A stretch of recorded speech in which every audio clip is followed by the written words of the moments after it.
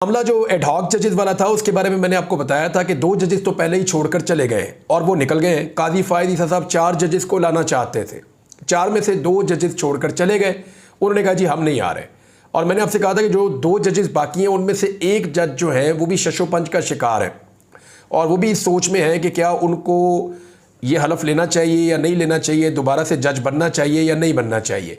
अब इस मामले में कुछ खबरें रिपोर्ट हुई हैं और मुख्तलिफ मीडिया चैनल ने रिपोर्ट किया। यहाँ मेरे पास से जो रिपोर्ट है वो डॉन से है कि जस्टिस मुशीर आलम, जस्टिस मकबूल बाकिर और उनके बाद जस्टिस मजहर मियाँ आलम खेल साहब ने भी एडहॉक जज बनने से इनकार कर दिया।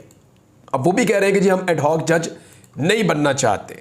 तो ऐसी सूरत हाल में एक जज रह गए तारिक मसूद साहब। लेकिन जो खबर आई है, जो जुडिशल काउंसिल का इजलास हुआ, उस इजलास के अंदर से जो खबर आई है उस खबर के मुताबिक मैं आपको बता देता हूँ कि जस्टिस सरदार तारिक मसूद और जस्टिस मजहर मियाँ खेल को 1 साल के लिए एडहॉक जज लगाने की मंजूरी दे दी गई। एयरवाई न्यूज़ के मुताबिक एडहॉक जजेस की तकर्री से मुतालिक जुडिशल कमीशन का इजलास ख़त्म हो गया, जिसमें जस्टिस मुनीब अख्तर ने जस्टिस सरदार तारिक मसूद की बतौर एडहॉक जज तकर्री पर इख्तलाफ किया।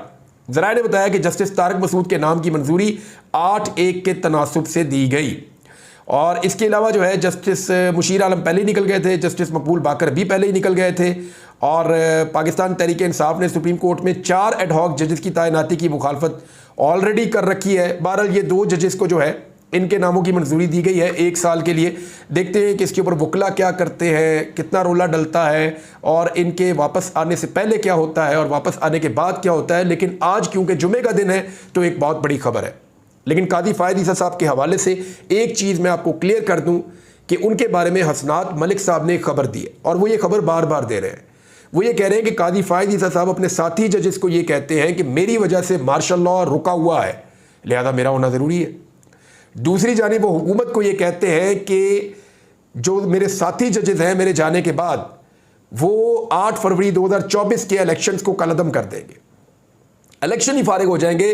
क्योंकि देखिए इससे पहले इलेक्शन के अंदर धांधली होती थी। वह धांधली एक नॉर्मल चीज़ है जो इलेक्शन के अंदर हो जाती है, 10-15 सीटें इधर उधर हो जाती हैं या जो आज़ाद जीते हुए होते हैं उन्हें हाँक कर एक पार्टी के अंदर धकेल दिया जाता है। इस किस्म की चीज़ें पाकिस्तान में बहुत दहाइयों से हो रही हैं, हम होती हुई देख रहे हैं। इस मरतबा धांधली नहीं अंधेर नगरी हुई है।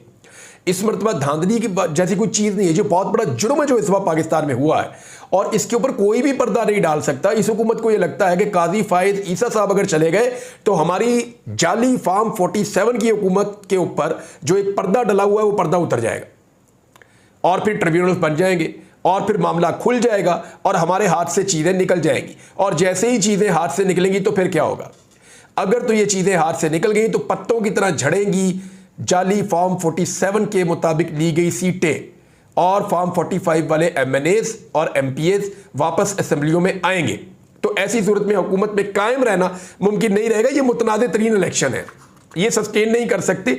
इसीलिए अब बातें की जा रही है कि जी इमरजेंसी लगाई जाएगी, हुकूमत को घर भेजा जाएगा और कुछ बंदे जो है टेक्नोक्रेट्स उनको तैयार किया गया है वो आकर मुल्क को चलाएंगे। तो जैसा मुल्क पहले चल रहा है ना ये ऐसा ही चलेगा, ये इससे भी बदतर चलेगा।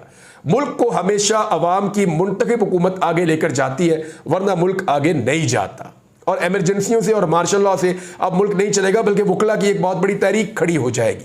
और अगर कोई मीडिया के ऊपर, सोशल मीडिया के ऊपर या पॉलिटिकल पार्टीज में या वकला में या जुडिशरी में कहीं पे इस सिस्टम को अभी तक थोड़ा बहुत सपोर्ट कर रहा है ना, तो वो सपोर्ट भी ये सिस्टम खो देगा। आज जुम्मा था, PMLN को जुम्मा मुबारक।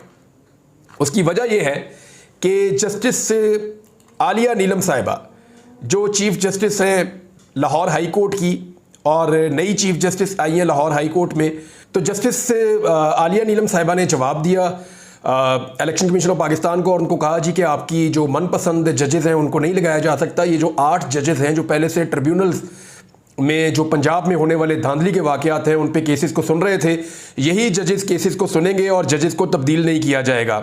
ये एक बहुत बड़ा धचका है PMLN के लिए। गो कि अभी ये फाइनल नहीं है, क्योंकि देखें अभी तो जज साहिबा ने ये फैसला किया है और ये जवाब दिया है कि जो जजेस 8 ट्रिब्यूनल्स के लगाए गए थे, साबिक chief justice Lahore high court लगाकर गए थे, वही जजेस धांधली के मामलात को सुनेंगे। ये तो होगा क्लियर। लेकिन ये मामला सुप्रीम कोर्ट ऑफ पाकिस्तान में भी है और इसके ऊपर रिटायर्ड जजेस लगाने के मामले पे हुकूमत पाकिस्तान ने पहले से एक कानून साजी कर रखी है और वो कोशिश कर रहे हैं कि जो इलेक्शन गुजर चुके हैं उन पे भी नई होने वाली कानून साजी के मुताबिक अमल दरामद किया जाए और रिटायर्ड जजेस के जरिए से ट्रिब्यूनल्स को चलाया जाए और अपनी सीटों को बचाया जाए, जो जाली फॉर्म 47 की सीटें। लेकिन ऐसा होता हुआ दिखाई नहीं दे रहा, क्योंकि काजी फायज ईसा साहब अगर ना रहे चीफ जस्टिस ऑफ पाकिस्तान और अपने वक्त पर रिटायर हो गए, तो फिर ये जैसे रेत फिसलती है ना हाथ में से, ऐसे हुकूमत हाथ में से निकलेगी पीडीएम की जमातों के, और इनके हाथ में फिर कुछ भी नहीं रहेगा और ये हाथ मलते रह जाएंगे, क्योंकि अवाम के अंदर ये पहले ही बहुत ज़्यादा गैर मकबूल हो चुके हैं।